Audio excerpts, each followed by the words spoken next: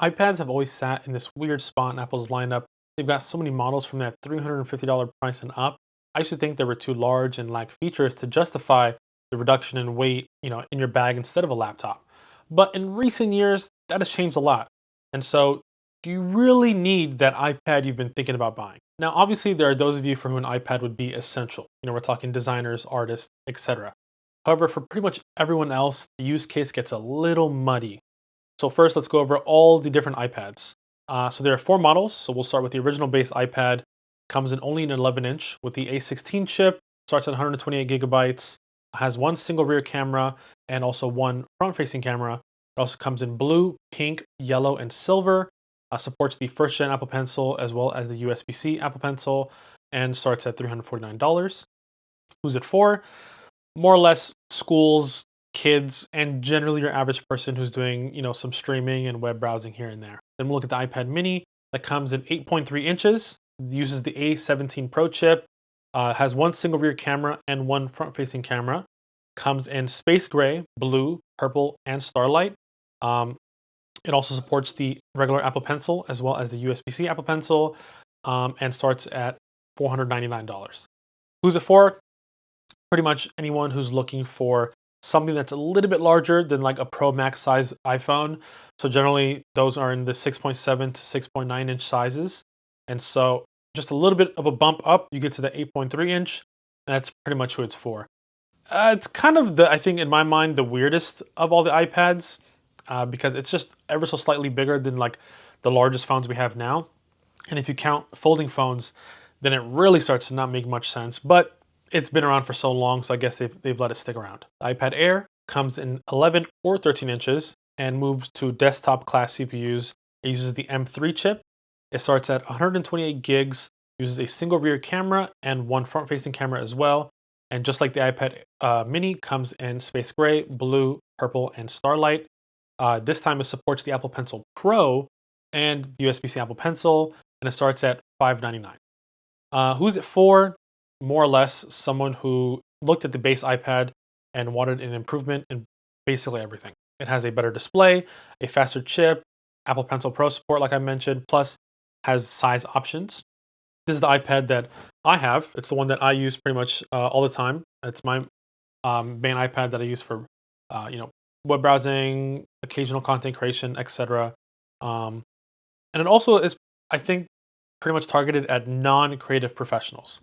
If you don't need the most accurate display, the highest nit numbers, the most color gamut, etc., um, and you want something better than the base iPad, the iPad Air is for you.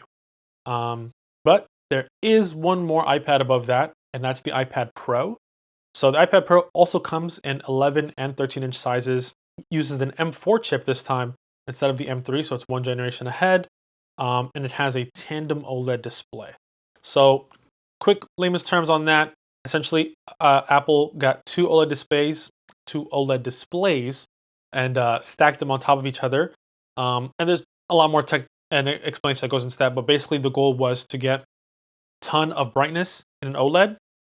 Primarily, a lot of OLED displays back then looked really nice, but couldn't get bright enough. And so this was their kind of way to remedy that. But this also has a 120 hertz refresh rate screen. So it has ProMotion essentially, which is what a lot of the iPhones have now. The entire iPhone 17 lineup actually has it now. And it can do 1000 nits full screen brightness, and then can do 1600 nits in HDR in certain spots for peak brightness. Starts at 256 gigs, has a single rear camera with LiDAR this time, and also a front facing camera. It only comes in space black and silver, and it supports the Apple Pencil Pro as well as just the regular USB-C Apple Pencil. This one starts at $1,000. Who's it for? It's kind of in the name, iPad Pro, professionals, people who want all the bells and whistles. You want the best display, and arguably any mobile device.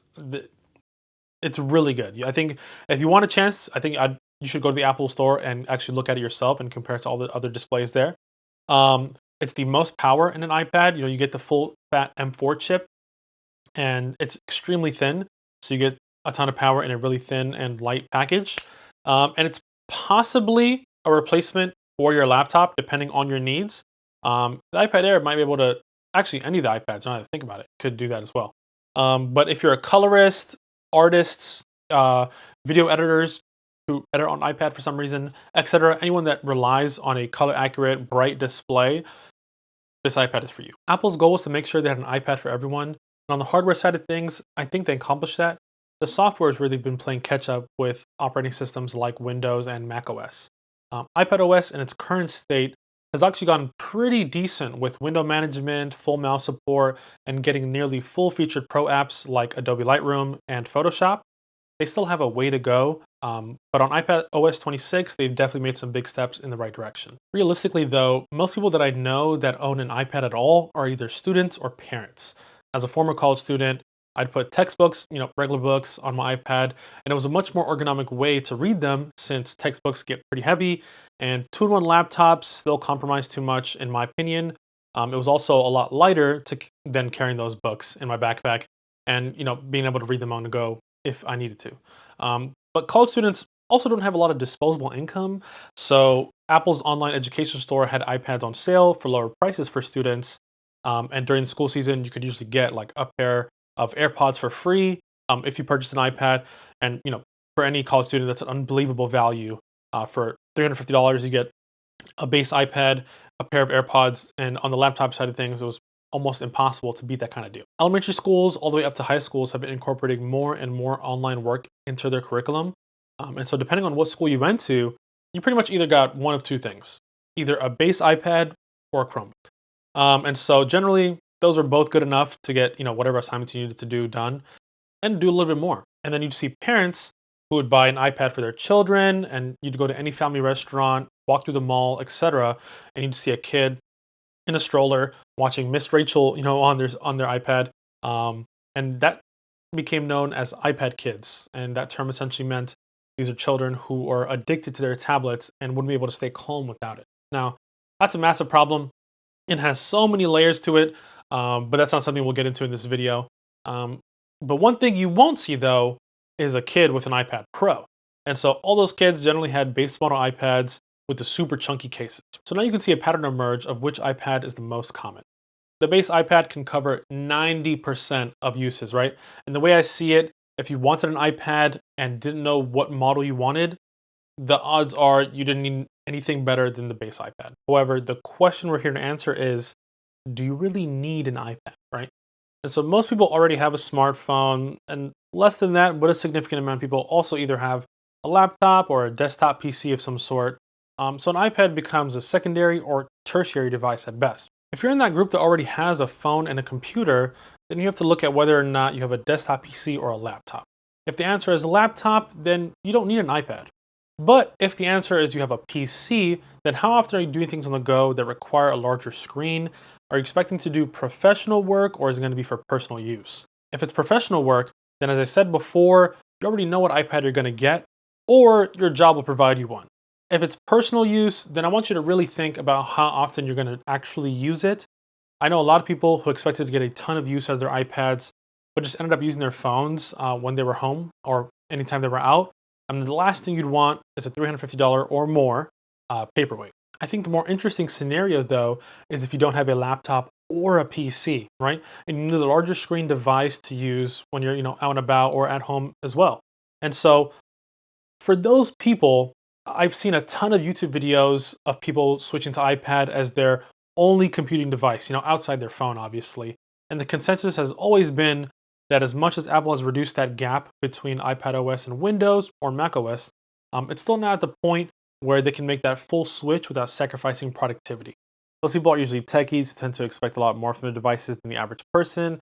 Most people these days do all their work or just general use in a browser or handful of apps. You hardly interact with the operating system in your day-to-day, and within Chrome or Safari, probably not going to notice much of a difference device to device. So then it would come down to hardware differences, and a laptop such as a MacBook Air comes with a screen, keyboard, and touchpad.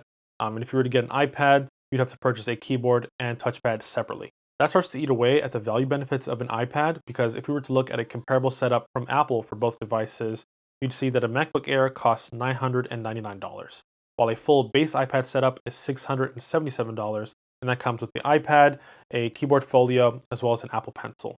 If you spec out a comparable iPad Air setup to the MacBook Air, you're looking to spend $1,097, more than a MacBook Air for less of the functionality. Obviously, there are some caveats in that setup. There's some wiggle room to bring the price down if you're willing to reduce the amount of storage or forego the Apple Pencil entirely. Plus, there are a lot of third-party options out there for keyboard folios in places like Logitech, and they tend to go on sale during Black Friday or summer sales. All that being said, I think the iPad has made some great strides to become an actual computer replacement, but it's just not there yet from a functionality and value standpoint for me. However, if you already have a desktop PC, then I think it's a fantastic choice for your mobile computing needs. Let me know in the comments if you've been thinking about getting an iPad and if this video helped you make a purchasing decision. If you've been using an iPad as your sole large computing device, I'd love to hear how it's going down there as well. Click like if you enjoyed the video, subscribe to see more, and I'll see you guys later.